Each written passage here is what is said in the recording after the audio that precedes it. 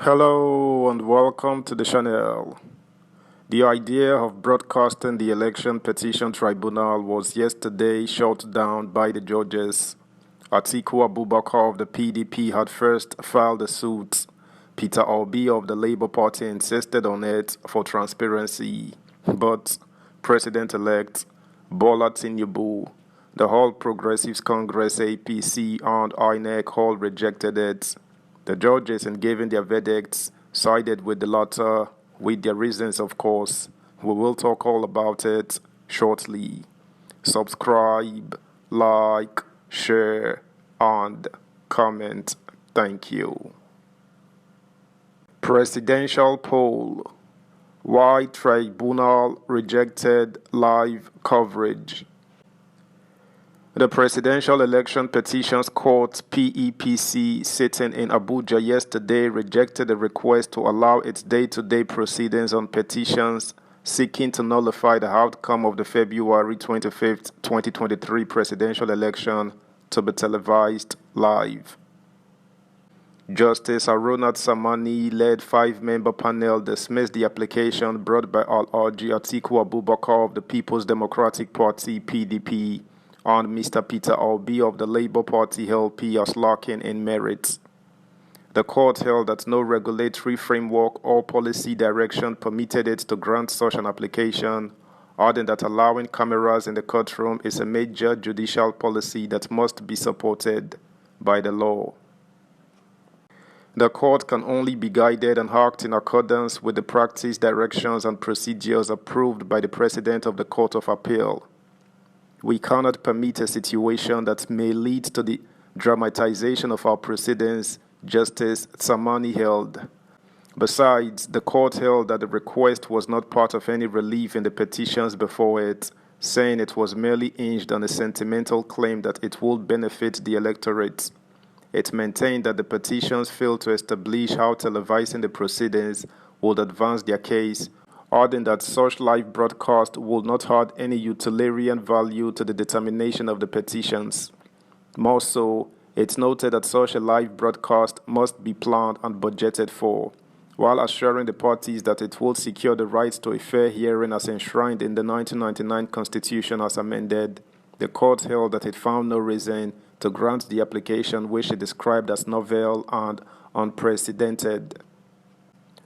Alhaji Atiku Abubakar, who came second in the election, initially made the request for live coverage, and Obi subsequently threw his weight behind the request.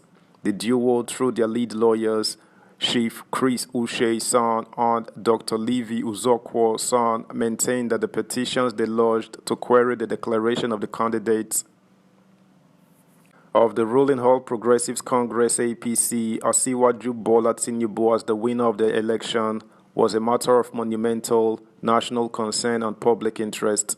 They argued that the case involved the interest of citizens and the electorate in the 36 states of the Federation and the Federal Capital Territory, Abuja, who they said participated in the presidential poll. Atiku and the PDP insisted that their case against Tinubu was a unique electoral dispute with a peculiar constitutional dimension, and applied for an order directing the court's registry and the parties on modalities for admission of media practitioners and their equipment to the courtroom. With the huge and tremendous technological advances and developments in Nigeria and beyond, including the current trend by this honorable court towards embracing electronic procedures, virtual hearing and electronic filing, a departure from the rules to allow a regulated televising of the proceedings in this matter is in consonance with the maxim that justice must not only be done, but must be seen to be done. Televising court proceedings is not alien to this honorable court and will enhance public confidence, the petitioners added. However, in separate processes, they filed before the courts. Tinubu, APC, and INEC sought the dismissal of the application, which they described as frivolous and unmeritorious. Tinubu accused both Atiku and Obi of trying to ridicule the judiciary by attempting to reduce the proceedings of the court to a soapbox and a movie theater. Televising of election tribunal proceedings live will only cause unnecessary tension, violence, and unrest among the public, which may lead to breach of peace, APC argued, through its lawyer, Prince Lateef Fagbemi's son.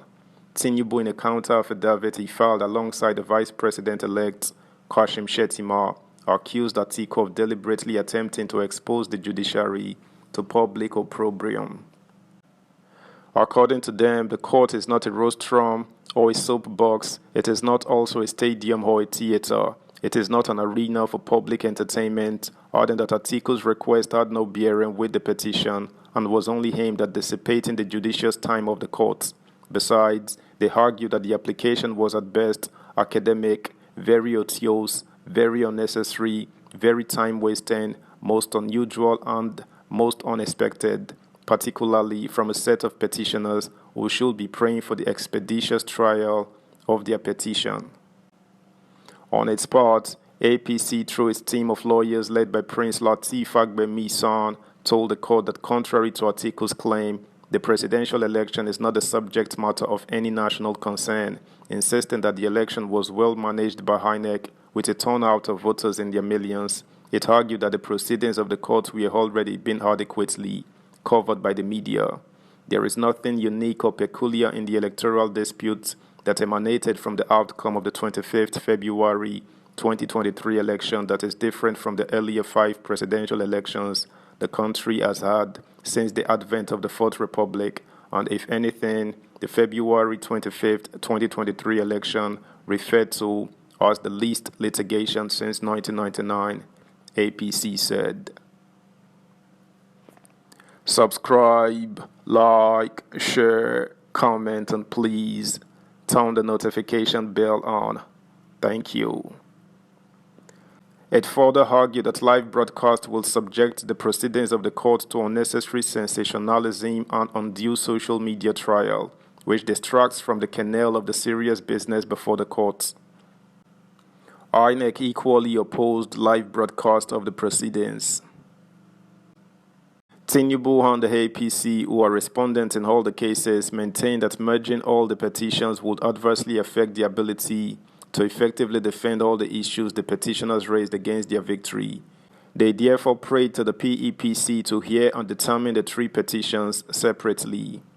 The president-elect and his party took the position on a day the Independent National Electoral Commission (INEC) said it was in support of the proposal to consolidate all the petitions. However, the commission, through its lawyer, Mr. Kemi Pinheiro, son, said it would leave the issue to the discretion of the courts.